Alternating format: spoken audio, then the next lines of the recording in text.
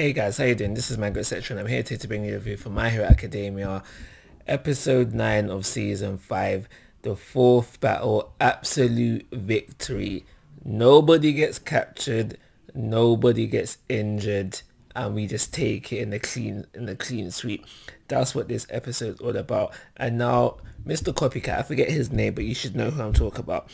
He says something within the episode which is kind of different from the translation that I remember from the manga. Now in the episode he says, oh, Bakugo's changed, but in the manga how I remember is that he said, oh, is this character development from Bakugo? And I like to think of it as, yes, it is character development for Bakugo, but not in a traditional sense, where sometimes basically what I want to say here is that it's not a complete 180 flip where it's not a complete 180 flip.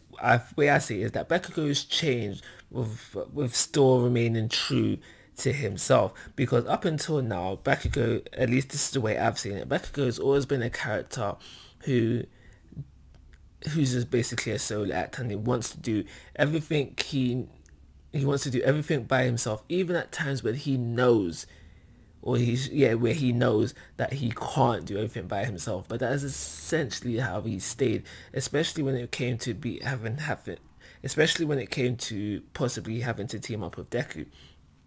In the Battle Trial arc, he tried to take that upon him by himself. In the sports festival, he did everything that he could by himself. Even in the cavalry battle, you could argue that he was trying to do everything by himself. But there is a learning. We can see a slight change there as well, because during that time he had no clue about what his other teammates' quirks could do. He was really focused on himself, and we now know that he's like, all right, cool, you can do X, Y, Z. This is how we can work together. This is how I could use you, essentially. But moving on from that, there's the test where Bakugo and Deku had to team up. He was up against All Might. He clearly knew he couldn't take All Might by himself, but yet because he was teaming up with Deku, he was very adamantly trying to do that by himself. And that brings us to, I think that's everything, but that brings us to up until now, where the way I see it is that Bakugo still wants to do everything by himself if he can, but now he realizes what he can't do by himself and is more willing to take on help. So that's everything I gotta say about that. But once this battle is all said and done, and the battle's over, and someone, I can't remember who it was, mentions that how Bakugo has changed, I really like his answer to this. He's like, no, I ain't changed. The goal is still the same, to surpass All Might. I really did like the answer. One thing though that I am disappointed about for the fight is that I thought it would have been better animated. I did love the camera work for the fight, especially when Bakugo was dashing X, Y, Z directions, but I thought it would have been better animated. That's my only disappointment with the fight. So after the fight is all said and done, you know, the debriefing, raised his head, it was like, you guys did well. And then class B had their debriefing, and their teacher said, yeah, like, I understand your plan, but you know, it didn't work out for you, better luck next time, kind of vibe.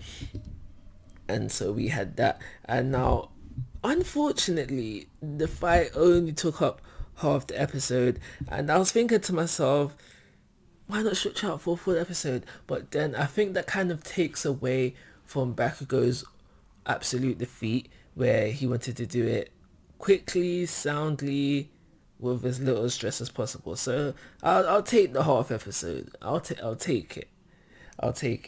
So after the debriefing, we just basically set up just for the start of the fifth and final battle. We have Class B, obviously now accompanied by Shinzo for the final team, and they have a little talk about, you know, what they plan to do and then the battle actually begins, and we go to Class A, and they have a little talk about what they're going to do, and that's where we leave off with this episode.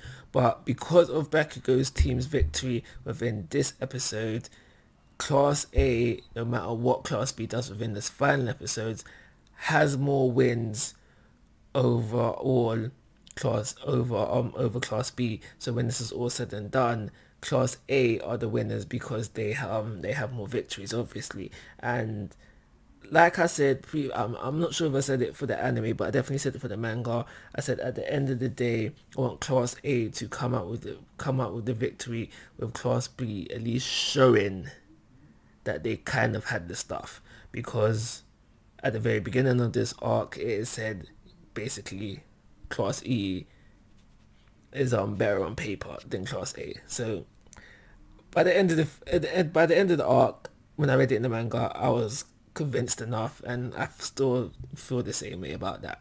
But I hope you guys enjoyed the fourth battle, because the fifth battle, or at least what happened, the fifth battle was crazy. The next couple of episodes are crazy.